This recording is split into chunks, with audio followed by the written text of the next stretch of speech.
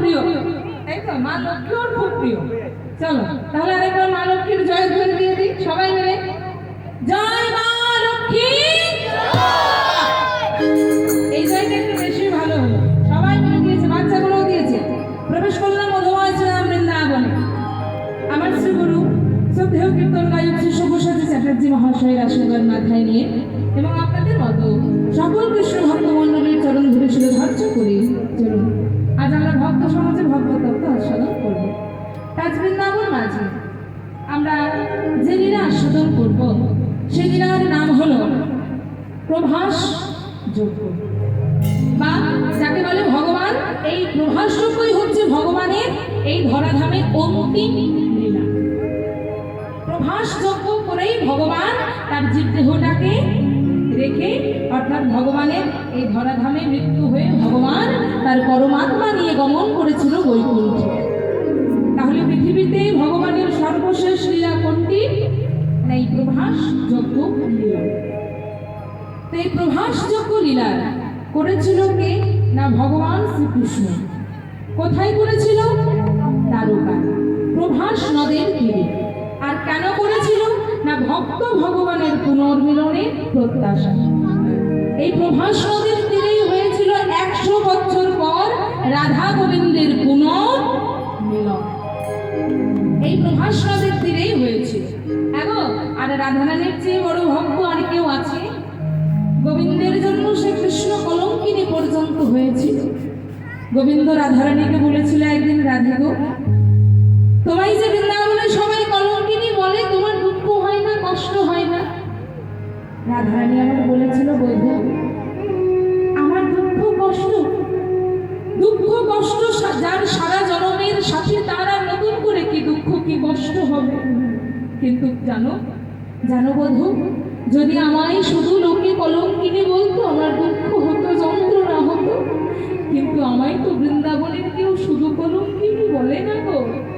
আমায় কলঙ্কিনী বলার পূর্বে যখন তোমার নামটা জুড়ে দেয়, যখন আমায় সবাই বলে ওই দেখ কৃষ্ণ কলঙ্কিনী আসছে, জানো বন্ধু, তখন আমার অচিরেই সব কলঙ্ক দূরে চলে যায়। নিতাই গৌর হরি বল, হরি বল। রাধে, তুমি এত সুন্দর কথা বললে রাধে, আমার নাম তোমার কলঙ্কিনী নামের আগে জুড়ে দিলে তোমার সব কলঙ্ক দূরে চলে যায়। বলে হ্যাঁ বধূ, তোমার নাম যখন কেউ আমায় কলঙ্কিনী বলার আগে জুড়ে দেয়, আমার সব কলঙ্ক দূরে চলে যায়। আমায় কলঙ্কিনী বললে আমার আর কোনো দুঃখ জ্বালা যন্ত্রণা থাকে না বধূ। এই হচ্ছে সেই রাধারানী যার ভক্তি শ্রদ্ধার কোনো তুলনা হয় না। রাধারানী আর গোবিন্দের 100 বছরের বিরহের পর এই প্রভাস নদের তীরেই হয়েছিল আবার তাদের পুনর্মিলন। এই প্রভাস যজ্ঞ সেটা হলো কি করে? না, আজকে সে প্রভাস যজ্ঞ যদি শুনতে হয় আমাদের প্রথমে বৃন্দাবন থেকে শুরু করতে হবে। তাহলে আজকে বৃন্দাবনে প্রথমেই আমরা কি দেখতে পাই? না, আজকে বৃন্দাবনের প্রাণ কৃষ্ণ বৃন্দাবনকে ত্যাগ করে আর চলে গেছে কোথায়? দ্বারকায়। দ্বারকায় গিয়ে রুক্মিণী সত্যভামার মধ্যেখানে বসে রাজা হয়েছে। বৃন্দাবনবাসী মনে মনে আক্ষেপ করছে, কাঁদছে আর বলছে, ওরে কানাই বলতো ভাই, এই বৃন্দাবনে তোর কিসের অভাব ছিল যে তুই বৃন্দাবন ছেড়ে চলে গেলি, বৃন্দাবনকে ত্যাগ করে চলে গেলি? হ্যাঁ মানছি, এখন তুই দ্বারকার রাজসিংহাসনে বসেছিস, রাজা হয়েছিস, কত রাজভোগ খাস, তোর কত এখন রাজ ঐশ্বর্য, কিন্তু বলতো কানাই, এই বৃন্দাবনে কি আমরা কোনো কিছুর অভাব রেখেছিলাম? আমরা কি তোকে আমাদের মনের রাজা করে রাখিনি, আমাদের বোনের রাজা করে রাখিনি? এই বৃন্দাবনে হয়তো আমরা তোকে সোনার সিংহাসন দিতে পারিনি, কিন্তু জানিস না নাই, এই বৃন্দাবনে তুই ছিলি আমাদের মনের রাজা, আমাদের বোনের রাজা। ও বাবা, এই দেহরূপী বৃন্দাবন থেকে যদি একবার প্রাণরূপী কৃষ্ণ বেরিয়ে যায়, এই দেহরূপী বৃন্দাবনের কোনো মূল্য থাকে না। ঠিক সেই রকম আজকে বৃন্দাবন ছেড়ে বৃন্দাবনের প্রাণ কৃষ্ণ চলে গেছে দ্বারকায়। বৃন্দাবন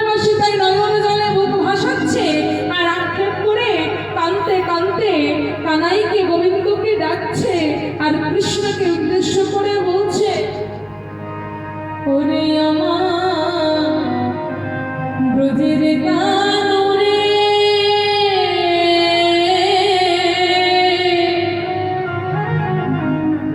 কোন দুঃখে তুই রাজা হলি ওই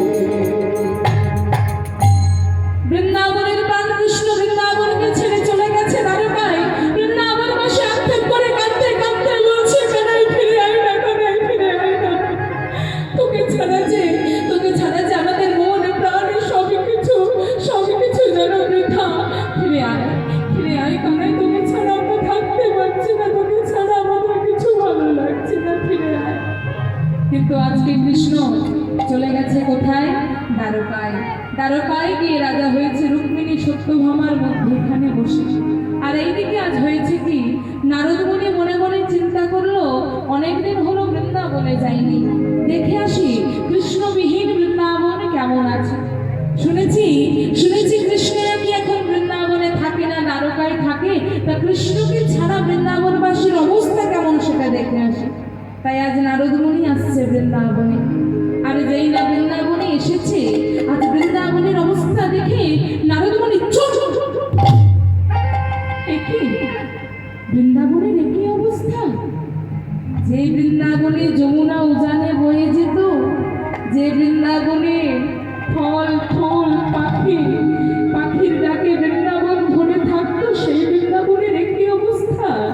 সেই বৃন্দাবন আজ যেন শ্মশানে পরিণত হয়েছে। কোথায় কোথায় নন্দ পিতা, কোথায় নন্দ মাতা, কোথায় সেই অষ্টসখী পরিকৃতা হওয়া রাধারানী? কাউকে দেখতে পাওয়া যাচ্ছে না। সবাই আজ কৃষ্ণ বিরহে কাতর, কৃষ্ণ বিরহে কাঁদছে।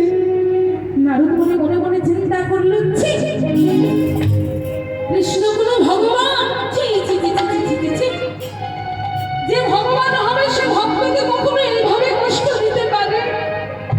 কৃষ্ণ যদি ভগবান হয়, কৃষ্ণ দেখতে পায়নি চোখে বৃন্দাবনের কি দশা হয়েছে, কি পরিণতি হয়েছে? যে বৃন্দাবনে ফুল ফল পক্ষী পশু প্রাণীতে ভরে থাকতো, সেই বৃন্দাবন আজ নাকি শ্মশান হয়ে গেছে। এই ভগবানের বিচার, এই কি ভগবানের বিচার? নারদমণি মনে মনে ঠিক করলো, আমি জবাব চাইবো কৃষ্ণের কাছে যে বৃন্দাবনবাসীর কি এমন অপরাধ যার জন্য বৃন্দাবনবাসীকে তুমি এত কষ্ট দিলে, এত দুঃখ দিলে, এত যন্ত্রণা দিলে? আমি যাব জবাব চাইতে। তাই নারদমণি যেই না মনে মনে ঠিক করলো কৃষ্ণের কাছে যাবে জবাব চাইতে, বৃন্দাবনবাসী বলছে, ও নারদমণি তুমি কোথায় যাবে? বলে, আমি দ্বারকায় যাব কৃষ্ণের কাছে তোমাদের এই দুর্দশার জবাব চাইতে। নারদমণি, তুমি আমাদের দুর্দশার কথা বলতে যাবে, খুব ভালো কথা, কিন্তু জানো নারদমণি, কৃষ্ণ এখন ওই মাঠে ঘাটে গরু চড়াই না গো। জানো, সে এখন দ্বারকার রাজা। তার সঙ্গে দেখা করতে গেলে 7টা দরজা পেরোতে হয়। 7টা দরজা পেরোলে তবে কৃষ্ণের দেখা মেলে। আর সেই কৃষ্ণকে তুমি আমাদের দুঃখের কথা জানাতে যাবে? নারদমণি বলে, বৃন্দাবনবাসী তবে শোনো, ভগবানকে পেতে গেলে 7খানা দরজা পেরোতে হয় না গো। একটা দরজা পেরোলেই যথেষ্ট। আর সেই দরজার নাম কি না? সেই দরজার নাম হলো ভক্তির দরজা। এই ভক্তির দরজা কেউ যদি পেরোতে পারে, তবেই ভগবানের সঙ্গে সাক্ষাৎ হয়ে যাবে। ভক্তির দরজাটিকে আমাদেরকে আগে পেরোতে হবে। আর মনে যদি ভক্তি জাগাতে হয়, তাহলে সর্বপ্রথম কি আনতে হবে? বিশ্বাস। কথায় আছে, বিশ্বাসে মিলাই বস্তু তর্কে বহুদূর।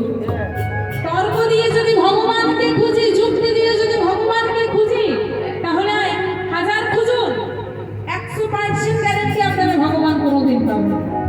কিন্তু সেই ভগবানকেই যদি আমি যুক্তি দিয়ে খুঁজি, যুক্তি বাদ দিয়ে যদি ভক্তি দিয়ে খুঁজি, শ্রদ্ধা দিয়ে খুঁজি, বিশ্বাস দিয়ে খুঁজি, তাহলে ভগবান আসতে বাধ্য। যদি ডাকটা ডাকার মতো হয় না, তাহলে ভগবান সেই ডাকে সাড়া দিতে বাধ্য। শুধু ডাকটা ডাকার মতো হতে হবে। হরিনামটা যদি প্রকৃত হয়, হরিনামটা যদি শুদ্ধ হয়, সেই হরিনামে কথাতেই আছে, হরিনামে হরি নামে। কিন্তু হরিনামটাকে হরিনামের মতো হতে হবে, ডাকটাকে ডাকার মতো হতে হবে, তবে ভগবান আসবে। আর সেই ডাকটাই যদি ডাকার মতো না হয়, তাহলে ভগবান কি আসবে? ভগবান ভক্তকে পরীক্ষা করে, কত কিছু করে, তারপর একজন ভক্তকে কৃপা করে, একজন ভক্তকে দেখা দেয়। আর আমরা তো সেখানে অধম। এত হাই প্রোফাইল সব ভক্ত, তারা কত কত পরীক্ষা দেওয়ার পর ভগবানের কৃপা পেয়েছিল, দর্শন পেয়েছিল। আর আমরা কিনা অধম। আমরা দুটি বাহু তুলে যদি না ভগবানকে ডাকি, পাবো না। তাই আমরা তো কলির যে কত কিছু আমরা পারবো না, কিন্তু যদি দুটি বাহু তুলে ভগবানকে ডাকতে পারি, তবেই আমরা ভগবানের কৃপা পেয়ে যাব। দুটি বাহু তুলে ডাকতে হবে। ভগবান বলে, যে আমায় দুটি বাহু তুলে ডাকে না, আমি তার কাছে যাই না। তাই দুটি বাহু তুলে যদি ডাকি, ভগবানের কৃপা আমরা অবশ্যই পাবো। আর মনে রাখবেন, এই পৃথিবীতে এসেছি কার কৃপায়? ভগবানের কৃপায়। ভগবান যখন আমরা মাতৃ যঠনে ছিলাম, ভগবানকে বললাম, প্রভু গো, এই অন্ধকার মুখ থেকে একবার মুক্ত করে দাও, পৃথিবীতে গিয়ে 24 ঘন্টা কেবল তোমার নাম জপ করব। কিন্তু যেই না এই পৃথিবীতে আমরা এলাম, হয়ে গেলাম যে পরমানন্দ গোবিন্দকেই আমরা ভুলে গেলাম। দিনের শেষে একবার কৃষ্ণ বলে ডাকার সময় হয় না আর আমাদের। কিন্তু এই জনমটা হচ্ছে হরি বলা জনম। এই মনুষ্য জনম 84 লক্ষ জনে ভ্রমণ করার পর একবার মেলে এই মনুষ্য জনমটা। এই জন্মে এসেও যদি হরি না বলে ডাকতে পারি, একবার কৃষ্ণ যদি না বলতে পারি, তাহলে এই মানব জনম বাবা বৃথায় চলে যাবে। নিতাই গৌর হরি বল হরি বল। তাই আজ নারদ মুনি বলছে, ও বৃন্দাবনবাসী, ভগবানকে পেতে গেলে 7খানা দরজা পেরোতে হয় না, একটি দরজা পেরোলেই যথেষ্ট। সেটি কি না ভক্তির দরজা। আর যদি লীলা জগতের কথা বলো, তবে শোনো বৃন্দাবনবাসী, কৃষ্ণকে পেতে গেলে, কৃষ্ণ তো দ্বারকায় থাকে, কৃষ্ণকে আমি যদি কৃষ্ণের সঙ্গে দেখা করতে যাই, আমি 7টা দরজা পেরোবো না। আমার কাছে এমন এক অস্ত্র আছে, সেই অস্ত্র যদি আমি প্রয়োগ করি, তাহলে স্বয়ং কৃষ্ণ এই 7খানা দরজা ভেদ করে আমার সঙ্গে দেখা করতে আসে। তাই নাকি? বৃন্দাবনবাসী বলে, তবে সেই কি অস্ত্র? বলে সেটি কিসের অস্ত্র জানো? সেই অস্ত্রের নাম হলো রাধা নাম মহামন্ত্র। এই রাধা নাম যদি আমি দ্বারকার বহির দ্বারে গিয়ে গাইতে পারি, তবে 7খানা দরজা ভেদ করে কৃষ্ণ আসবে দেখা করতে। তাই আজকে নারদ মুনি মনে মনে ঠিক করলো যে আজকে দ্বারকায় যাবে, রাধা নাম গাইবে। কিন্তু নারদ মুনি তো গাইবে, কিন্তু নারদ মুনির যে সাথে বিনাটি থাকে, সে কি বলে 24 ঘন্টা কি বলে? নারায়ণ নারায়ণ নারায়ণ নারায়ণ। এবার নারদ মুনি যেই না বিনাকে বলে, এই বিনা বলতো, বিনা রাধে রাধে, আবার বলে নারায়ণ নারায়ণ। বলছিলাম নারায়ণ নামে কাজ হবে না, বলে রাধে রাধে। এই বিনা এমনিতে শুনবে না। দেখ বিনা, তোকে আমি শেষবারের মতো বলছি, ভালো ভালো বল রাধে রাধে। তুই বলবি না তো? বলবি না রাধে রাধে? ঠিক আছে, তুই যদি রাধে রাধে না বলিস, তাহলে আর তোকে আমি দ্বারকায় নিয়ে যাবো না, বৃন্দাবনের মাটিতেই ফেলে রেখে যাবো। দেখো, নারদ মুনি রাধা নাম গাইবে, কিন্তু নারদ মুনির বিনা ভিতরে একটি সুরে বাঁধা আছে। সেটি কি? নারায়ণ নারায়ণ। বলতে পারছে না, শুধু নারায়ণ নারায়ণ নারায়ণ নারায়ণ নারায়ণ নারায়ণ বলে যাচ্ছে। এইবার নারদ মুনি কাছে লেগে, এই বিনা বলবি না তো রাধে রাধে? ঠিক আছে, বলিস না। আজ এই বলে নারদ মুনি ক্রধান্বিত হয়ে করলো কি? নারদ মুনির বিনা টিকে দিল বৃন্দাবনের মাটিতে। আর যেই না ছেড়ে দিয়েছে, অমনি বিনা, নারদের বিনা বৃন্দাবনের মাটির পরশ পেয়েছে। আর যেই না পরশ পেয়েছে, অমনি আজকে হয়েছে কি? বিনা বেজে উঠিল, বিনা বেজে উঠিল,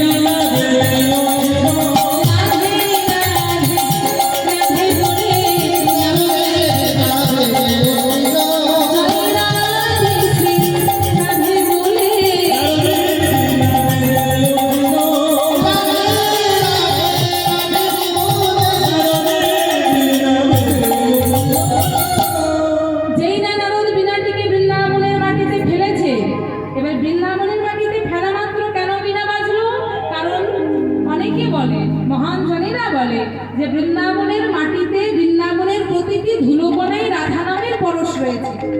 আর যেই না রাধা নামের পরশ নারদের বিনা পেয়েছে, অমনি নারদ মুনির বিনা বেজে উঠেছে।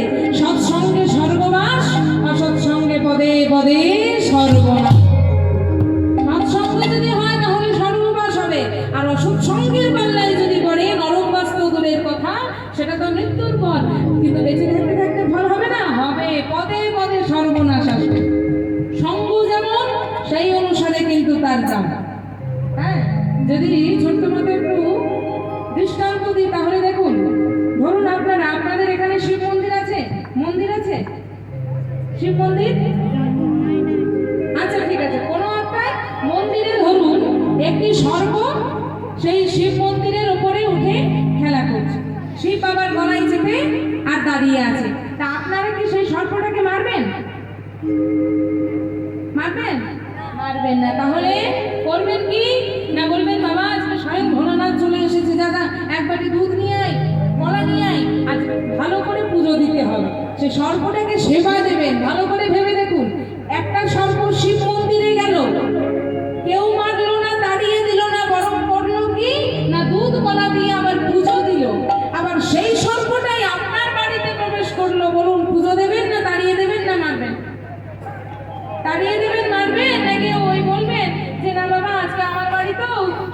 স্বল্প ভোলানাথ যা বলবেন চলে এসেছে, একটু দুধ আন কলা আন, বলবেন? তাহলে তখন তাড়িয়ে দেবেন। কেউ মেরে দেবে, কেউ যদি না মারে তাড়িয়ে দেবে। তাহলে বিচার করুন, একটাই সর্প আপনার বাড়িতে গেল, মার্ডার হয়ে গেল, সেই সর্পটাই শিব মন্দিরে গেল, ভোলা বাবার গলার উপর চড়ে নাচতে লাগলো, পুজো পেয়ে গেল। তাহলে সঙ্গ যেমন সেই অনুসারে কিন্তু তার দাম, যেমন সঙ্গ তেমন ফল। সঙ্গ আমাদেরকে সবসময় সঠিক করতে হবে। সঙ্গ যদি সৎ না হয় তাহলে জীবনে কিন্তু দুঃখের কোনো সীমা থাকবেই না। তাই আজকে এইবার হয়েছে কি, নারদ মুনির বিনা যেই না রাধা নামের পরশ পেয়েছে, সৎসঙ্গ লাভ করেছে, অমনি কিন্তু নারদ মুনির বিনা কিন্তু আজ বেজে উঠেছে। তাই আজ নারদ মুনির বিনা যন্ত্রটিকে সঙ্গে নিয়ে রাধা নাম গাইতে গাইতে যাবে দ্বারকাতে। এইবার নারদ মুনি বিনাকে বলছে, এই বিনা বলতে এবার রাধে রাধে।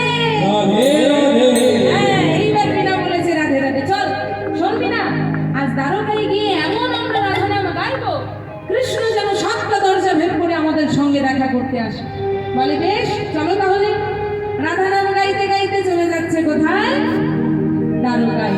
কেমন ভাবে যাচ্ছে ধরে একটু? রাধা রানী কি জয়, মহারানী কি জয়,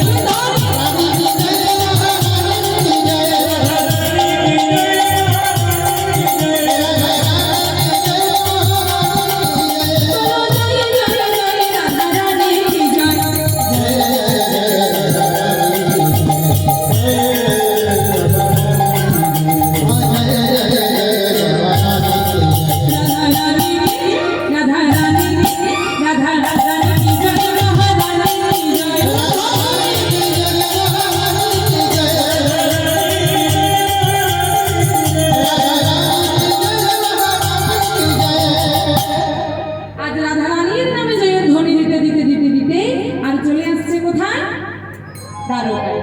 যেই না দ্বারকার বহির্দ্বারে এসে উপনীত হয়েছে, অমনি আজকে নারদ মুনি জোরে জোরে যখন রাধা নাম গাইছে, কৃষ্ণ সাতখানা দরজার ভেতর থেকে চিন্তা করছে, দ্বারকাতে তো কেউ রাধা নাম করে না, তাহলে দ্বারকায় আজ কে রাধা নাম গাইছে দেখি তো। তাই কৃষ্ণ করেছে কি, সাতখানা দরজা ভেদ করে এসেছে একদম দ্বারকার বহির্দ্বারে। আর যেই না দ্বারকার বহির্দ্বারে এসেছে, এসে পড়ে আজ ভগবান স্বয়ং, যিনি সৃষ্টি স্থিতি লয় প্রলয়ের মালিক, তিনি তো সব জানেন, কিন্তু আজকে তিনি নারদ মুনিকে না চেনার ভান করে আর নারদ মুনিকে স্বয়ং ভগবান হয়ে ভক্তকে করলেন প্রণাম। ব্রাহ্মণের জয় হোক। যেই না ভগবান ভক্তকে প্রণাম করেছে, যেই না কৃষ্ণ নারদ মুনিকে প্রণাম করেছে, নারদ মুনি দূরে সরে বলছে, ছি ছি ছি। বলি হ্যাঁ গো, তোমার লজ্জা করে না? ছি ছি ছি ছি ছি ছি, তোমার লজ্জা করে না? তুমি ভগবান হয়ে ভক্তকে প্রণাম করছো, তোমার লজ্জা নেই? কে বলছে? নারদ মুনি। কাকে বলছে?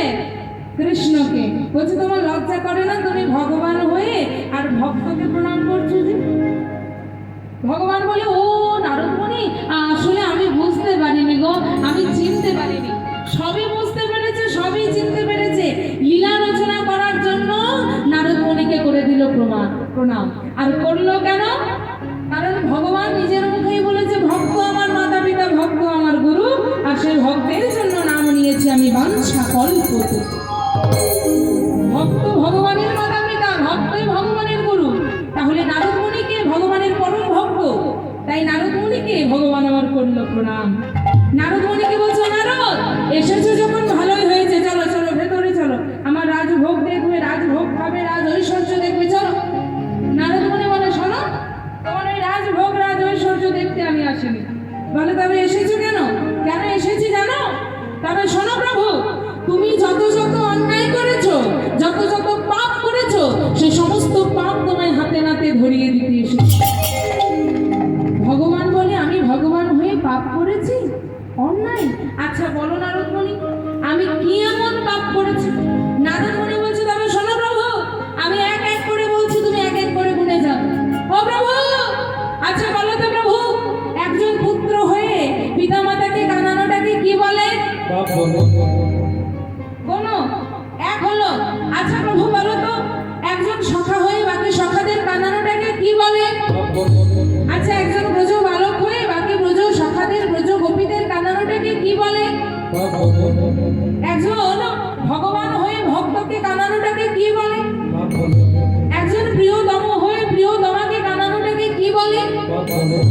দেখছো প্রভু তুমি কত কত পাপ করেছো, হ্যাঁ এত পাপ করেছো তার লিস্ট যদি বানাই না শেষ হবে না।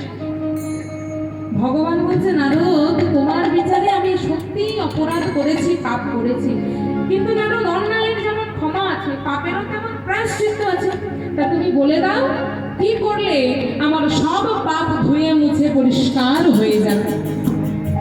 নারদ মনে মনে মনে চিন্তা করছে এইবার বাগে পেয়েছি, মনে মনে চিন্তা করছে প্রভুকে ভগবানকে এমন কিছু একটা করতে বলি যাতে আমারও একটু উদ্ধার হয়ে যায়। কেন? কারণ আমিও মানুষটা তো সুবিধের নয়। এই নারদ মুনি সুবিধের মোটেও ছিল না, হ্যাঁ সারা জীবন শুধু কারোর না কারোর সঙ্গে দ্বন্দ্বই লাগিয়ে এসেছে। তাই মনে মনে ভাবছে আমিও তো লোকটা সুবিধের নয়, চিরকাল শুধু কারোর না কারোর সঙ্গে দ্বন্দ্বই লাগিয়েছি, মিলন আর করিনি। কখনো লক্ষ্মীর সঙ্গে সরস্বতীর, কখনো গণেশের সঙ্গে কার্তিকের, কখনো হরর সঙ্গে পার্বতীর, শুধু দ্বন্দ্বই করিয়েছি, মিলন তো করিনি। তাহলে আমি জানতে পেরেছি ভগবান আর কিছুদিনের মধ্যেই প্রভাসযোগ্যই হবে ভগবানের এই ধরাধামে অন্তিম লীলা। তাই আমিও ভগবানের এই প্রভাস যজ্ঞে বা ভগবানকে এমন কিছু একটা করতে বলবো যাতে আমারও একটু পাপটা ধুয়ে মুছে পরিষ্কার হয়ে যায়। তাই আজকে নারদ মুনি অনেক ভেবে ভেবে ভেবে ভেবে বলছে ও প্রভু শোনো, বলবো তুমি এক কাজ করো, আমি যেটা বলবো তুমি যদি সেটা করতে পারো তবে তোমার হারানো সব জিনিস তুমি ফিরে পাবে।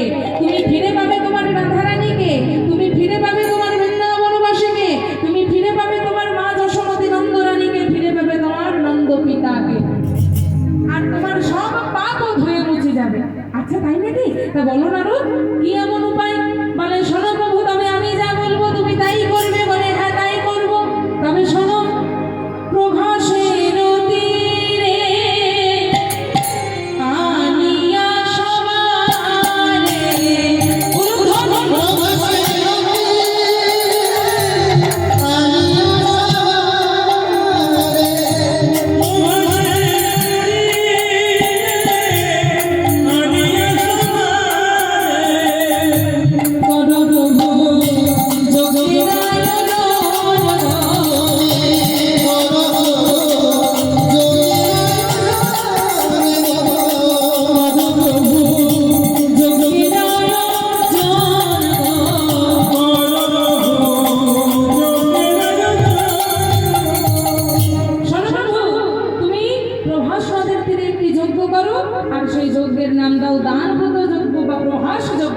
আর সেই প্রভাস যজ্ঞে তুমি কাকে কাকে নেমন্তন্ন করবে জানো?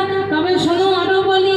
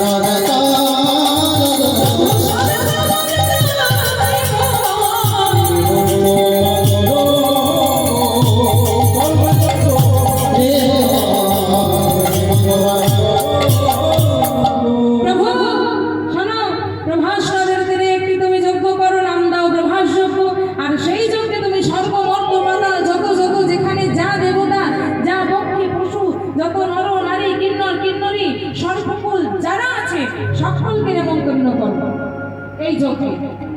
ভগবান বলছেন নারদ মুনি তুমি যে আমাদেরকে এত কিছু, আমাকে এত কিছু করতে বলছো, আচ্ছা বেশ আমি না হয় প্রভাস যজ্ঞ করবো, দানব্রত যজ্ঞ করবো, আর কি করতে হবে?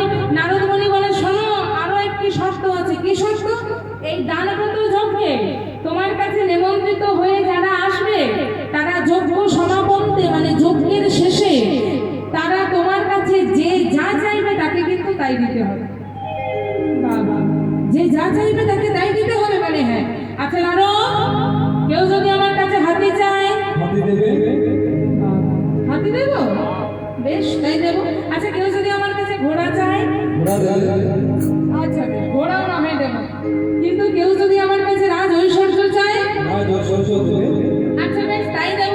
কিন্তু কেউ যদি আমার কাছে রাজভোগ চায়, রাজভোগ দেবে? আচ্ছা বেশ তাই দিলাম। কিন্তু কেউ যদি বলে আমার পুত্র হও, পুত্র হবে? পুত্র হতে হবে, আচ্ছা বেশ তাই না হয় হব।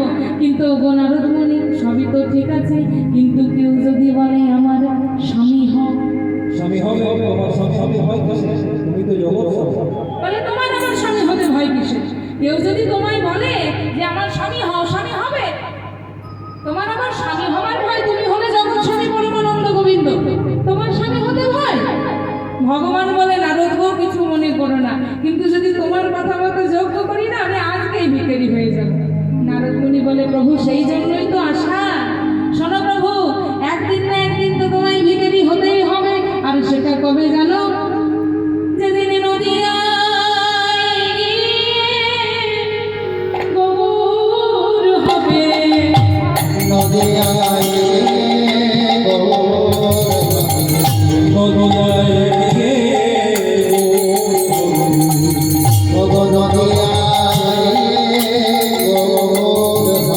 যেদিন সচিব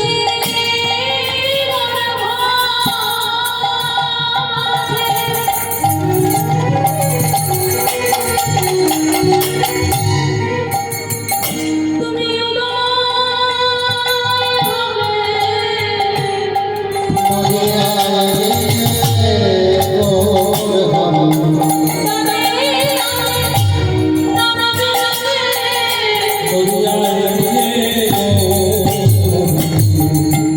তুমি যেদিন সচিবার মাঝে জন্ম নেবে, দাঁড়ে দাঁড়ে নাম মিলাবে, আর সেদিন তোমায় ভিখারি হতে হবে।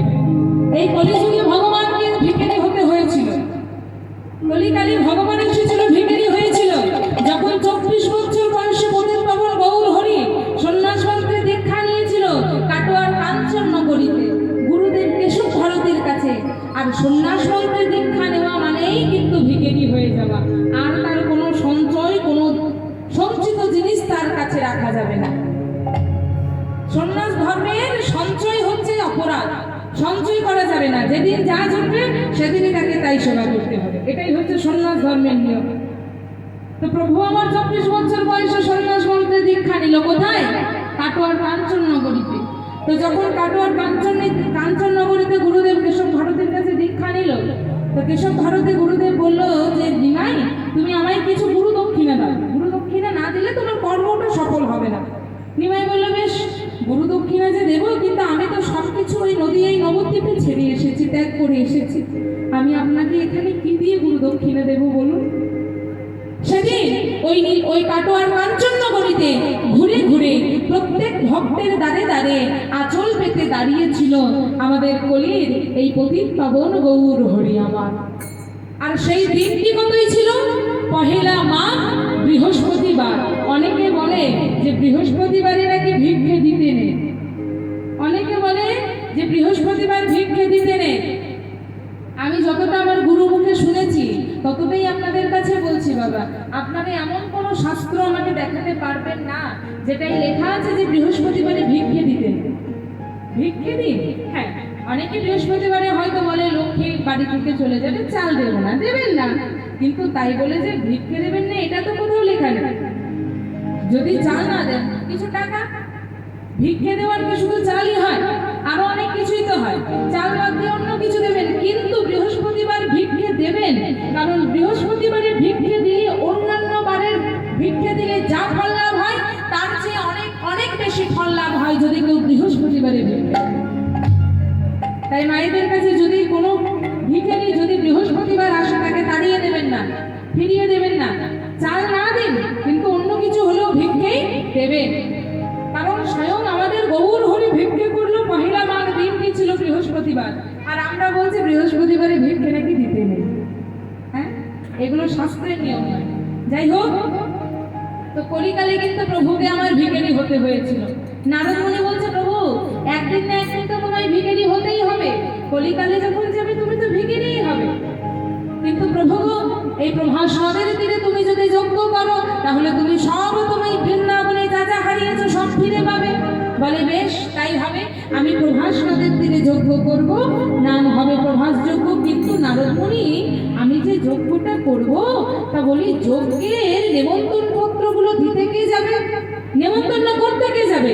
নারদ মুনি বলে ও মা, দেখতে পাচ্ছ না আমি দাঁড়িয়ে আছি, তুমি শুধু পত্র লিখে দাও, নেমন্তন্ন করার দায়িত্ব আমার। তাই আজকে ভগবান আমার করেছে কি পত্র লিখতে বসেছে। ঠিক সেই সময় এসেছে কে? বলাই দাদা। বলাই দাদা এসে করে বলছে কানাই, ও কানাই, শুনলাম তুই নাকি যজ্ঞ করছিস। বলে হ্যাঁ। বেশ বেশ বেশ, খুব ভালো কথা। তা বলি শোন, নেমন্তন্ন পত্র লিখছিস তো?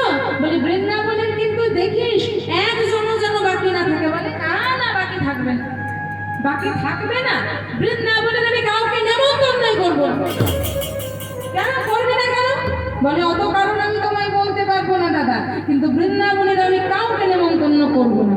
বলাই দাদা বলছে বেশ, তুই যদি বৃন্দাবনের কাউকে নেমন্তন্ন না করিস তাহলে তোর যোগ্য তুই কর, আমি চল।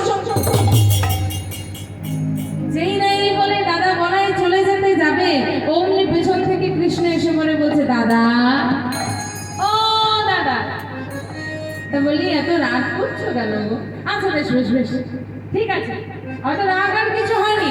বেশ, তোমার কথা মতো আমি বৃন্দাবনের জন্য দুটো পত্র লিখব, একটা মায়ের জন্য একটা বাবার জন্য। তবে তুমি খুশি তো? বলে হ্যাঁ হ্যাঁ, তবে আমি খুশি। আর বলাই দাদাও জানে বৃন্দাবনের পাশে যদি একজনও খবর পায় যে বৃন্দাবনে একটি চিঠি এসেছে, একটি নেমন্তন্ন পত্র এসেছে, তারা আর বাকি নেমন্তন্ন পত্রের অপেক্ষা করবে না। কারণ তারা এমনই কৃষ্ণকে ভালোবাসে যে ওই একটা নেমন্তন্ন পত্র পেলেই তারা কৃষ্ণের কাছে সঙ্গে সঙ্গে ছুটতে ছুটতে চলে আসবে। আর কৃষ্ণ কেন বৃন্দাবনকে নেমন্তন্ন করলো না? কারণ কৃষ্ণ পরীক্ষা করতে চাইল, আমি দেখতে চাই যে আমার বৃন্দাবনবাসী আগের মতোই আছে নাকি পরিবর্তন হয়ে গেছে। আমি শুধু দেখতে চাই। আমি বৃন্দাবনের কাউকে নেমন্তন্ন করব না। আর আমি নেমন্তন্ন না করার পরও যদি বৃন্দাবনবাসী খবর পেয়ে আমার কাছে ছুটে চলে আসে, তবে বুঝবো আমার বৃন্দাবনবাসী আগের মতোই আছে। আর যদি দেখি যে আমি নেমন্তন্ন করিনি বলে তারা আমার প্রতি অভিমান করেছে, আমার যজ্ঞে আসেনি, তাহলে বুঝবো আমার বৃন্দাবনবাসী পরিবর্তন হয়ে গেছে। তাই আজকে একে একে সমস্ত নেমন্তন্ন পত্র লেখা হলো। স্বর্গ মর্ত পাতাল সবার জন্য নেমন্তন্ন পত্র লিখলো কৃষ্ণ, কিন্তু বৃন্দাবনের জন্য লিখলো মাত্র দুটি পত্র, একটা মায়ের জন্য একটা বাবার জন্য। সেই দুটি পত্র আজ দিয়েছে নারদ মুনির হাতে। এবার নারদ মুনি করছে কি, পত্রগুলো উল্টে উল্টে উল্টে উল্টে দেখছে। দেখছে ও মা, যার জন্য এত কিছু সেই বৃন্দাবনের জন্য মাত্র দুটি পত্র। নারদ মনে মনে মনে বলছে প্রভু গো, তুমি তোমার লীলা দেখিয়েছ, এবার আমি আমার দেখাবো। তবে শোনো প্রভু, তুমি বৃন্দাবনের জন্য দুটি পত্র লিখেছ ঠিকই, কিন্তু প্রভু গো আমি বৃন্দাবনে গিয়ে কি করবো জানো? ওগো আমি নয়নে দিয়ে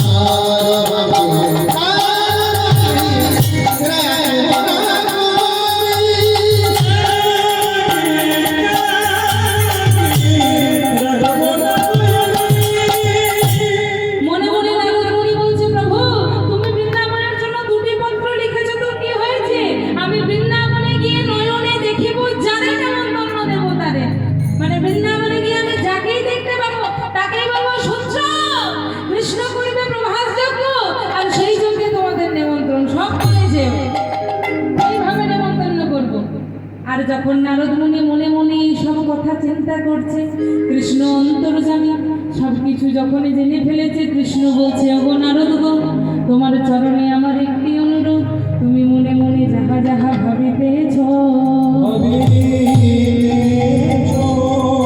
তুমি বৃন্দাবনে গিয়ে তাহা তাহাই করিও।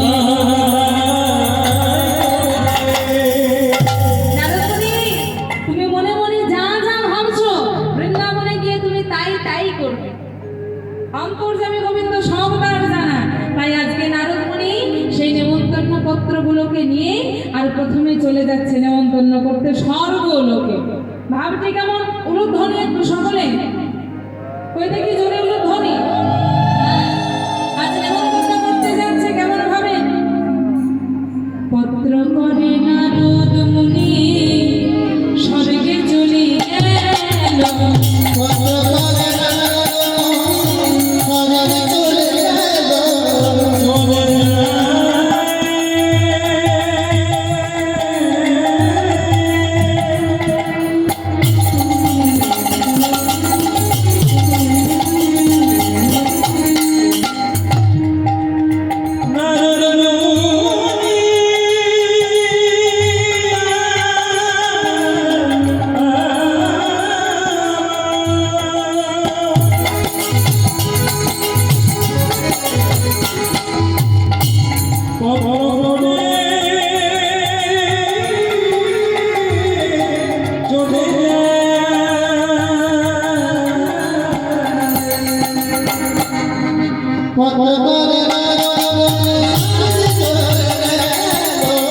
স্বর্গে ব্রহ্মাপতি ছিল, তারে পত্র দিল।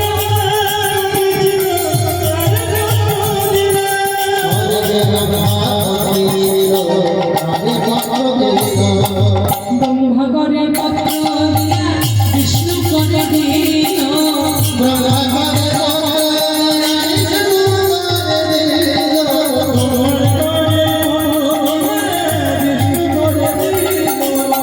বিষ্ণু করে পত্র দিয়া ভোলানাথ দিয়ে দিল।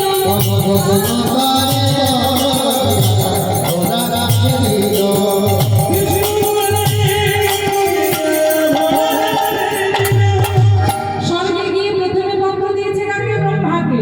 ব্রহ্মাকে পত্র দেওয়ার পরে গেছে কোথায়? বৈকুণ্ঠে। এসেছে বিষ্ণুকে পত্র দিতে। বিষ্ণুকে পত্র দেওয়ার পরে চলে গেল কোথায়? কৈলাসে।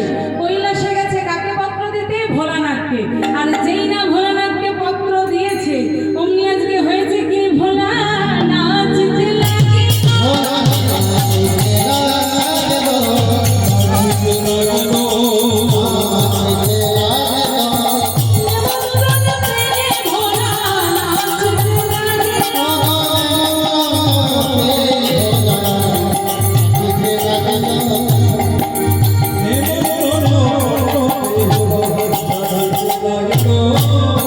আর যেই না ভোলানাথকে পত্র দিয়েছে, অমনি আজকে ভোলানাথ কিন্তু দণ্ড নৃত্য শুরু করে দিয়েছে। যেই না নেচেছে, কথায় আছে শিব যখন নাচে তখন ত্রিভুবন কাঁপে। এমন নাচন নেচেছে, যত যত স্বর্গরাজ্যে যত যত দেবদেবী ছিল সকলে এক জায়গায় এসে জড়ো হয়ে গেল। কি ব্যাপার, কি ব্যাপার? ভোলানাথ কেন নৃত্য করছে? তাণ্ডব নৃত্য। সবাই দেখতে চলে এসেছে। যেই না এসেছে, সবাই এক জায়গায় জড়ো হয়েছে। নারদ মুনি মনে মনে চিন্তা করছে, আরে এ তো মেঘনা চাইতেই জল। যদি আগে জানতাম তাহলে ব্রহ্মা বিষ্ণুর কাছে না গিয়ে আগে ভোলানাথের কাছে আসতাম। তাহলে আর কষ্ট করে আমাকে ওই বৈকুণ্ঠে ব্রহ্মার কাছে বিষ্ণুর কাছে হয়ে যেতে হতো না। ডাইরেক্ট ভোলানাথের কাছে আসতাম, আর ভোলানাথ আনন্দে নৃত্য শুরু করে দিত, আর সেই নৃত্য, সেই তাণ্ডব নৃত্য শুনে সকলে চলে আসত। হ্যাঁ, তো মেঘনা চাইতেই জল। যাই হোক, এখন যে কজন এসেছে সেই কজনকে নেমন্তন্নটা করে দিল। তাই একযোগে নারদ মুনি স্বর্গরাজ্যের সমস্ত দেবতাদেরকে ওই কৈলাস পর্বতে নেমন্তন্ন করে দিল। আর ভোলানাথ এত নৃত্য করলো কেন? কারণ ভোলানাথকে কেউ কোনোদিন নেমন্তন্ন করেনি। এমনকি তার শ্বশুর মশাই দক্ষ রাজা যখন দক্ষ যজ্ঞ করেছিল, তখনও তাকে নেমন্তন্ন করেনি। তাই নেমন্তন্ন পত্র যে কেমন সেটা ভোলানাথ জানে না। নারদ মুনি যখন নেমন্তন্ন পত্রটা হাতে দিয়েছে, ভোলানাথ বলে, ওমা এটা কে? বলে, কৃষ্ণ করবে প্রভাস যজ্ঞ, সেই তার নেমন্তন্ন পত্র। ভোলানাথ এত আনন্দিত হয়েছে যে আনন্দে উৎকণ্ঠ নৃত্য শুরু করে দিয়েছে। আর কেন নেমন্তন্ন করে না ভোলানাথকে? তার শ্বশুর মশাই করেনি, কেন করবে? হ্যাঁ, শ্মশানে মশানে থাকে, ছাই ভস্য মাখে, আবার যদি নেমন্তন্ন করে একা যায় না, ভূত প্রেত দত্তি দানব সকলকে, তাহলে সকলকে সঙ্গে বেঁধে নিয়ে যায়। তাই ভয়েই কেউ নেমন্তন্ন করে না, কিন্তু কৃষ্ণ করেছে, তাই আনন্দে নৃত্য শুরু করেছে। এইবার সর্বরাজ্যের সমস্ত দেবতাদেরকে নেমন্তন্ন করে নারদমণি আজকে চলে যাচ্ছে কোথায়? মর্তলোকে। মর্তলোকে এসে পরে মনে মনে ভাবছে, না না, মর্তলোকে বরং আমি সর্বশেষে যাব, আগে চলে যাই পাতাল লোক। পাতাল লোকে বাসুকী নাগ সহ সকলকে নারদমণি নেমন্তন্ন করলো। পাতাল লোকে গিয়ে বাসুকী নাগ, যার উপরে পৃথিবীর ভারসাম্য আমাদের বজায় আছে, সেই বাসুকী নাগকে নেমন্তন্ন করে তার সঙ্গে যত যত সর্প ছিল সকলকে নেমন্তন্ন করে আজ নারদমণি চলে যাচ্ছে কোথায়? বৃন্দাবনের পথে। বৃন্দাবনে যাচ্ছে মনের আনন্দে, নেমন্তন্ন করবে বলে। ওই দেখি একটু উলুধ্বনি। আর মায়েদেরকে বলছি, যখন বাড়িতে প্রদীপ দেবেন সন্ধ্যাবেলা, তখন গানটা যদি মনে রাখতে পারেন, 2 লাইন 4 লাইন একটু মনে রাখুন। বাড়িতে যখন সন্ধে দেবেন, তখন ভগবানকে এই গানটা একটু নিবেদন করবেন। হ্যাঁ, ভগবানকে নিবেদন করবেন, একটু উলুধ্বনি মনে রাখার একটু চেষ্টা করবেন। হরি বলবো, হরি বলবো বাবা মদন মোহনের গো, হরি বলবো বাবা মদন মোহনের গো, হরি বলবো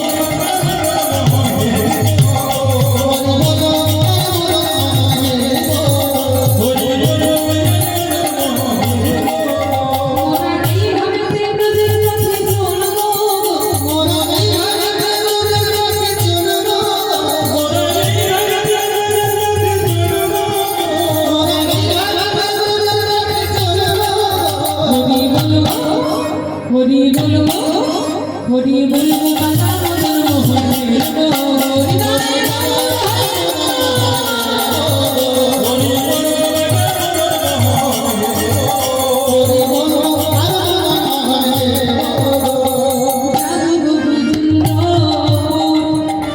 আর হব গোপীর পায়ের নবু।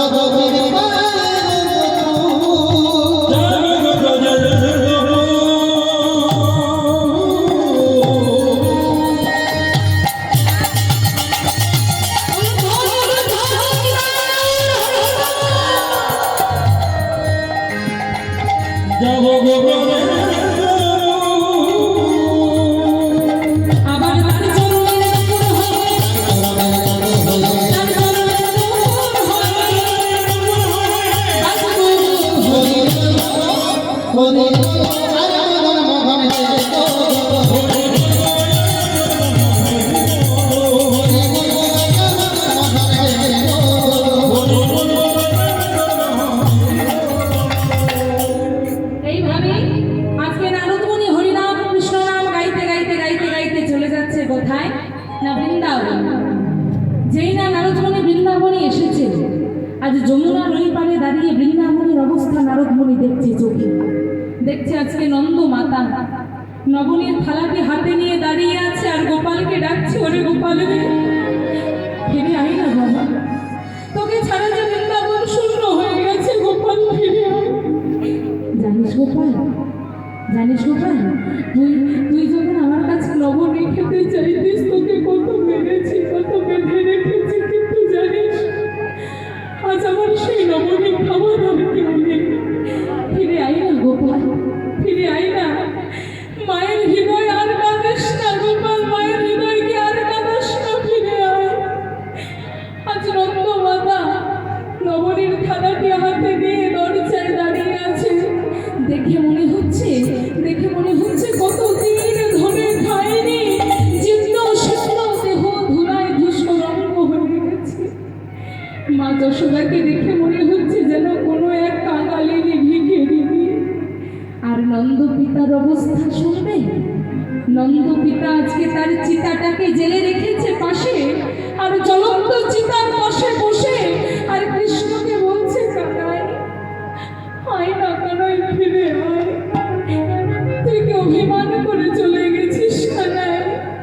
ও বুঝেছি বুঝেছি, ওই ছোটবেলায় একবার তোকে বলেছিলাম আমার জুতোগুলো একটু এনে দে তো বাবা, সেদিন তুই আমার জুতোগুলো মাথায় করে এনে দিয়েছিস, তাই কি তুই অভিমান করে চলে গেছিস?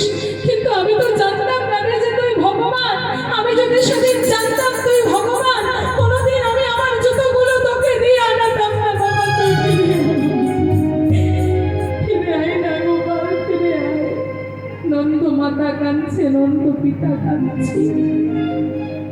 আর শ্রীমতী রাধারানীর অবস্থা শুনবেন? শ্রীমতী রাধারানী আজকে ধুলাই গড়াগড়িয়ে দিয়ে কাঁদে, আর গোবিন্দকে উদ্দেশ্য করে তার ধুলাই গড়াগড়ি দিতে দিতে কাঁদে। আর তার অবস্থা কেমন যেন, ওই না পড়ানো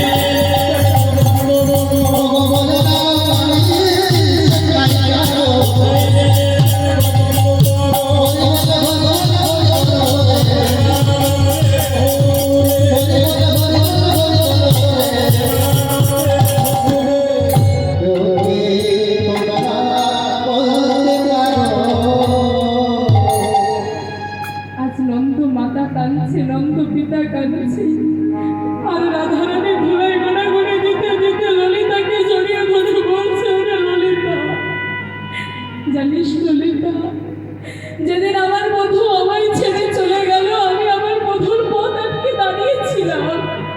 জানিস আমার বধূ সেদিন আমায় কি বলে গেল? আমার বধূ সেদিন একটা হাত যমুনার জলে আরেকটা হাত আমার মাথায় দিয়ে বলে গেল, রাধে তুমি চিন্তা করো না, আমি আজ যাচ্ছি, আমি আজ বংশ নিধন করে কালকেই তোমার কাছে ফিরে আসবো। কিন্তু জানিস ললিতা, জানিস বিশাখা, কাল কাল করে কত কাল যে বয়ে গেল, আমার গোবিন্দ আর আমার কাছে ফিরল না। আমার গোবিন্দের দর্শন আমি আর পেলাম না। আচ্ছা ললিতা, বিশাখা, তোরা তো আমার প্রাণের চেয়েও প্রিয় সখী, বল না রে, আমার গোবিন্দ কি আমার কাছে কোনোদিন ফিরবে না? আমার গোবিন্দ কি আমার কাছে কোনোদিন আসবে না?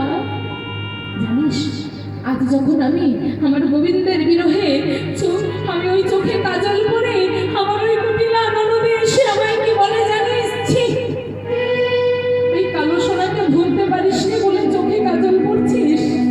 জানিস জানিস আমি যখন আমার কৃষ্ণ বিরহে চুলে বেরুনি করে আমার ওই পাপ ননদে কুটিলা এসে আমায় বলেছে, কলঙ্কিনী, ওই কৃষ্ণকে ভুলতে পারিস নি বলে চুলে বেরুনি করছিস। বললা আমি এত কষ্ট সহ্য করি, যার জন্য সেই প্রাণে গোবিন্দ আমায় ছেড়ে চলে গেছে। বললা আমি কেমন করে থাকবো, কেমন করে বাঁচবো? আজ রাধারানী অষ্টসখী পরিবৃতা হয়ে কাঁদছে, ললিতাকে বিশাখাকে জড়িয়ে ধরে নিজের মনের দুঃখ প্রকাশ করছে। যেই না বৃন্দাবনের এমন অবস্থা দেখলো, নারদ মুনি আর স্থির থাকতে পারলো না। ভগবানকে বলে এসেছিল, প্রভু বৃন্দাবনে গিয়ে আমি নয়নে দেখিব জানি নেমন্তন্ন দেবতারে, কিন্তু বৃন্দাবনে এসে এমন অবস্থা দেখে যমুনার ওই পাড়ে দাঁড়িয়ে আজ নারদ মুনি একযোগে করে দিল সকল বৃন্দাবনবাসীকে নেমন্তন্ন। আর যমুনার এই পাড়ে এলো না, বৃন্দাবনের এই দুর্দশা থেকে আর থাকতে পারলো না, চোখের জল আটকাতে পারলো না, তাই দূর থেকে নারদ মুনি একযোগে সকল বৃন্দাবনবাসীকে নেমন্তন্ন করলো।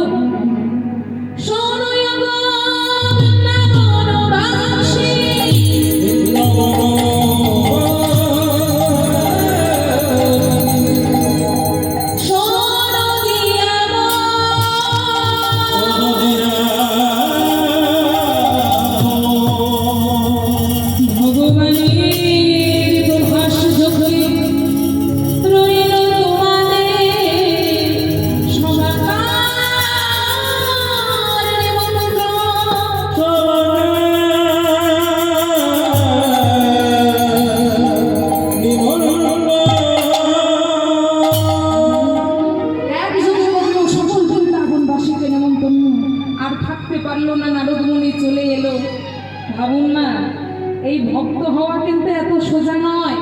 ভক্ত বড় শক্ত, পণ্ডিত রইল বসে, বৃক্ষের ফল বৃক্ষে রইল, বৃন্ত গেল খুশি। এই ভক্ত হওয়া মুখের কথা নয়, চারটিখানি কথা নয়। প্রকৃত ভক্ত হতে গেলে লাগে ভক্তি, ভক্তি থাকে একমাত্র ভক্তে। তাই ভগবানকে পাই কে? ভক্ত। এই সংসারে যার ধন আছে তাকে বলে ধনী, যার মান আছে তাকে বলে মানি, যার পাণ্ডিত্য আছে তাকে বলে পণ্ডিত। পাণ্ডিত্য দিয়ে বাবা ডাক্তার হওয়া যায়, মাস্টার হওয়া যায়, ইঞ্জিনিয়ার হওয়া যায়, কিন্তু পাণ্ডিত্য দিয়ে কোনোদিন ভগবান পাওয়া যায় না। পাণ্ডিত্য দিয়ে যদি ভগবান পেত, তাহলে ওই নামি দামি হসপিটালের অ্যাপেলো ভেলোর এইসবের যে ডাক্তার আছে তারা ভগবানের দর্শন পেয়ে যেত, তারাও পায়নি। তাহলে ভগবানকে পাই কে? একমাত্র ভক্ত। আর ভক্ত থাকে কার না? যার মধ্যে ভক্তি থাকে কার? একমাত্র ভক্তের। এই হৃদয়ে ভক্তি পরিপূর্ণ থাকতে হবে, তবেই ভগবান কৃপা করবে। তাই বলছে ভক্ত বড় শক্ত, পণ্ডিত রইল বসে, পণ্ডিতে ভগবান পেল না, বৃক্ষের ফল বৃক্ষে রইল, বৃন্ত গেল খুশি। বৃক্ষের ফল বৃক্ষে রইল মানে আমাদের এই 3.5 হাত দেহরূপী বৃক্ষটাই। ফল কোনটি? আত্মারূপী ফল। এই আত্মার কোনোদিন মৃত্যু হয় না। আমরা ভাবি যে দেহ আমরা মারা গেলাম মানে কি আমাদের দেহটার বিনাশ ঘটে, আত্মার বিনাশ হয় না। আত্মার কোনো দিন মৃত্যু হয় না। আত্মা করে কি, যখন দেখে এই দেহটা চলছে না, এই দেহটা গলে পচে যাচ্ছে, তখন আত্মা করে কি এই দেহটাকে ছেড়ে অন্য একটা দেহ ধারণ করে নেয়। হ্যাঁ, সেটা মানুষেরই যে দেহ হবে তা কিন্তু কোনো কথা নেই। অন্য সব কিছু, কোনো পশু, কোনো পাখি, কোনো জীব, কোনো জন্তু হতেই পারে, কিন্তু আত্মার বিনাশ ঘটে না, মৃত্যু ঘটে না। মৃত্যু হয় এই দেহটার। আর যেদিন এই দেহটার মৃত্যু হয়ে যায়, সেদিন মা, বাবা, ভাই, বোন, স্বামী, স্ত্রী, ছেলে, মেয়ে সকলকে ফেলে রেখে আমাদেরকে চলে যেতে হয় আপন ঘরে। ওষুধ দেখেছেন বাবা? হ্যাঁ, ওই ওষুধের পিঠে যেমন এক্সপায়ার ডেট লেখা থাকে না, তেমন আমরা যখন পৃথিবীতে এসেছি ভগবানও আমাদের পিঠে এক্সপায়ার ডেট লিখে দিয়েছে। শুধু সেটা দেখার জন্য যে জ্ঞান, সেই জ্ঞানটা আমাদেরকে দেননি।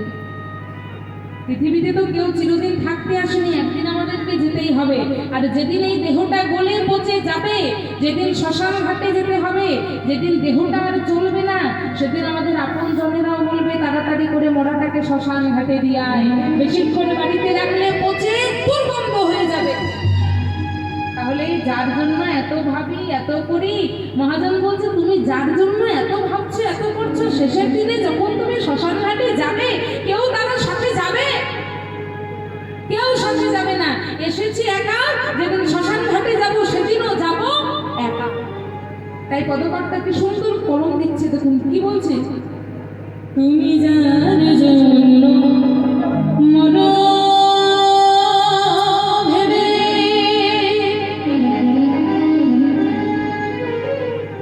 বলো সে কি তোমার সঙ্গে যাবে? যার জন্য এত ভাবি এত করে কেউ সাথে যাবে যাবে না, সে প্রেয়সী দেবে ছড়া। যখন কেউ মারা যায়, মারাটাকে শ্মশান ঘাটে নিয়ে যাওয়ার পরে গোবর জল ছেটানো হয়, গঙ্গা জল ছেটানো হয় ঘরে, যাতে ঘরটা আবার পবিত্র হয়। তাই বলছি, সে প্রেয়সী দেবে ছড়া, সংসারের অঙ্গ হবে ভেবে। তাই ভেবে দেখ মনে কেউ কারো নয়, মিছে ভুমণ্ডলে ভেবে দেখ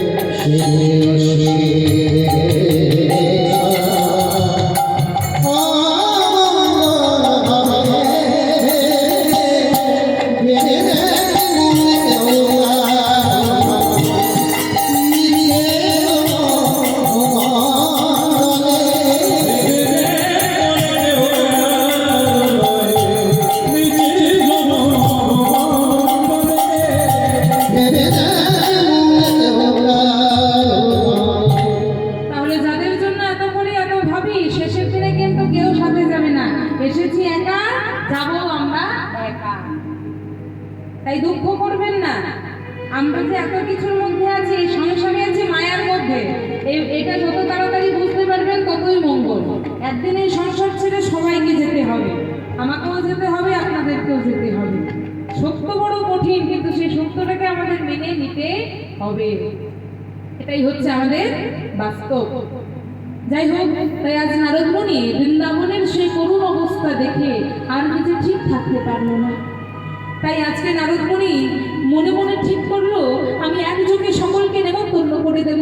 তাই একযোগে সকল বৃন্দাবনবাসীকে নেমন্তন্ন করে আজ নারদ মুনি ফিরে এলো কোথায়? দ্বারকায়। আর দ্বারকায় তখন হয়েছে কি না, দ্বারকায় তখন দেব শিল্পী বিশ্বকর্মা, দেবতাদের যিনি শিল্পী, সেই দেব শিল্পী বিশ্বকর্মা ভগবানের আদেশে করেছে কি না ভগবানের যজ্ঞকুণ্ড নির্মাণের কাজ শুরু করে দিয়েছে। ভগবানের যজ্ঞকুণ্ড নির্মাণ হচ্ছে। এবার আমাদের মতো সাধারণ মানুষ তো নয়, ভগবান বলে কথা। তা আমাদের যদি একটা ঘর বাড়ি তৈরি করি কতদিন সময় লাগে? 1 মাস, 2 মাস, 3 মাস, 4 মাস, একদিনে কি হয়? হয় না। কিন্তু বাবা সাধারণ মানুষ তো নয়, স্বয়ং ভগবানের যজ্ঞকুণ্ড নির্মাণ হচ্ছে। আজ কৃষ্ণের অনুমতি নিয়ে দেবশিল্পী বিশ্বকর্মা যজ্ঞকুণ্ড নির্মাণ শুরু করেছে। ভাবটি কেমন? মায়ের একটু উলুধ্বনি সকলে, উলুধ্বনি। এবার যজ্ঞ হবে, যজ্ঞকুণ্ড তৈরি হচ্ছে, উলুধ্বনি হবে না? চলুন উলুধ্বনি সকলে জোরে। উলুধ্বনিটা আসছে না, আরেকটু জোরে হবে না? তাই যেন ওই চলে যায় দ্বারকাতে যজ্ঞকুণ্ডের কাছে, বিশ্বকর্মা যেন জানতে পারে যে হ্যাঁ আমি যজ্ঞকুণ্ড নির্মাণ করছি, মায়ের উলুধ্বনি দিচ্ছে। হৃদয় গৌর হরি বল হরি বল। তাই আজ কৃষ্ণের অনুমতি নিয়েছে। কৃষ্ণের অনুমতি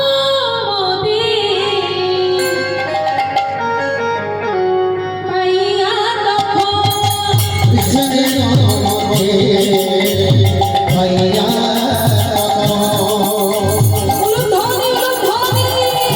বল হরি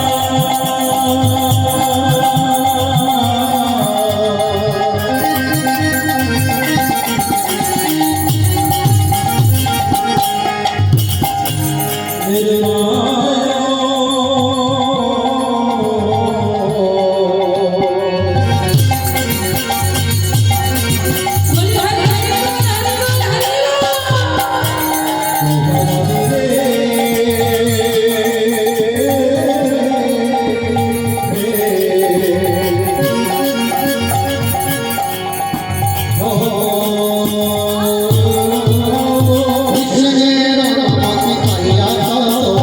একদিকে বিশ্বকর্মা নির্মাণ ভব, একদিকে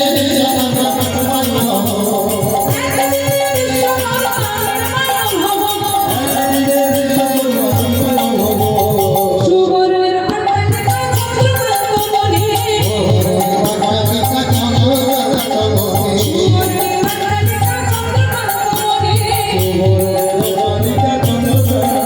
আমার হীরা লাখিয়া সুবর্ণের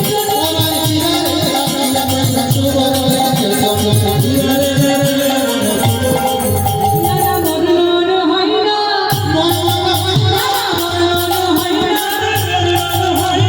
ভগবানের যজ্ঞকুণ্ড, ভগবানের যজ্ঞকুণ্ড, ভগবানের যজ্ঞকুণ্ড। আজ দেবশিল্পী বিশ্বকর্মা একদিনের মধ্যে যজ্ঞকুণ্ড নির্মাণ করে দিল। যজ্ঞকুণ্ড নির্মাণ হয়ে গেল। দেখতে দেখতে দেখতে দেখতে দেখতে দেখতে চলে এলো সেই যজ্ঞের দিন। আজ হবে প্রভাস যজ্ঞ। সেই প্রভাস যজ্ঞের দিন সকালবেলা হয়েছে, সকলে একে একে আসছে। যত যত দেব দেবী, কিন্নর কিন্নরী, নর নারী, সর্পকুলের যত যত সর্প সবাই আসছে। মানে সর্বমর্ত পাতালে যত যত জীব জন্তু প্রাণী পক্ষী পশু দেবতা মানুষ কিন্নর কিন্নরী ছিল সবাই আসছে আজকে কৃষ্ণের যজ্ঞে। আর সেই যজ্ঞে আজকে আর কে আসছে? শ্রীমতী রাধারানী আমার। রাধারানী আমার কৃষ্ণের যজ্ঞে যাওয়ার জন্য আজ অষ্টসখী পরিবৃতা হয়ে সাজসজ্জা করতে বসেছে। যেই না সাজতে বসেছে অমনি তখন আড়াল থেকে দেখলো সেদিকে না রাধারানীর ননদী, যার নাম কি নাম ছিল তো ভুলে গেছি, সত্যি ভুলে গেছি। রাধারানীর ননদের নাম কি ছিল? হ্যাঁ কুটিলা। দেখুন আমি ভুলে গেছি গো। হ্যাঁ একটু করে ধরিয়ে দেবেন, ভুলে যাই আমি বলো। রাধে রাধে। যাই হোক, তাহলে রাধারানীর ননদের নাম হচ্ছে কুটিলা। তো সেই কুটিলা এখন দূর থেকে দেখছে রাধারানী আজকে অষ্টসখী পরিবৃত হয়ে সাজতে বসেছে। যেই না দেখেছে সেটা ছুটতে গেছে কার কাছে? আয়ানের কাছে। আয়ানকে গিয়ে জোরে জোরে ডাক দিচ্ছে, দাদা ও দাদা, দাদা জোরে জোরে ডাকছে। আয়ান করছিল কালী পুজো, সবে মাত্র মা কালীর পুজোটা শেষ করে বলছে, আয় কুটিলা, দেখছিস না শান্তিতে পুজোটাও করতে দিবি না তুই? দেখছিস না আমি পুজো করছি? দাদা দাদা সকাল থেকে মাথা খারাপ করেছে। কি হয়েছে নাকি? বল কি হয়েছে? বলে দাদা তুমি তো পুজো তো করছো, কিন্তু আমি যে খবরটা দেবো না তোমাকে, তুমি শুনলে তুমি তোমার মাথা ঘুরে যাবে। তাই নাকি? তা কি এমন খবর? বলে শোনো, তোমার বউ রাধারানী এতদিনে ভালো ছিল, কিন্তু যবে থেকে নারদ মুনি এসে বলে গেল কৃষ্ণ করবে প্রভাস যজ্ঞ, আর সেই যজ্ঞে বৃন্দাবনবাসীর নিমন্ত্রণ, সেদিন থেকে তোমার বউ আবার উচ্ছন্নে গেছে। আর আজকে সেটি করেছে যেন, আজকে অষ্টসখী পরিবৃতা হয়ে সাজতে বসেছে।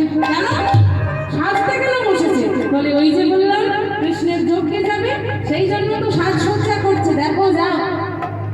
আয়ান ছিল মা কালীর ভক্ত।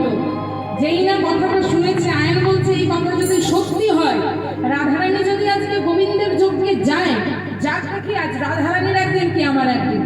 মা কালীর ওই খড়গোটা নিয়ে দাঁড়িয়ে আছে ওই দরজার চৌকাঠ। এবার যেই না রাধারানী পেরোতে যাবে চৌকাঠখানি, অমনি আয়ান দেখছে সামনে দাঁড়িয়ে। রাধারানী মনে মনে বলছে এইবার আমি কি করি।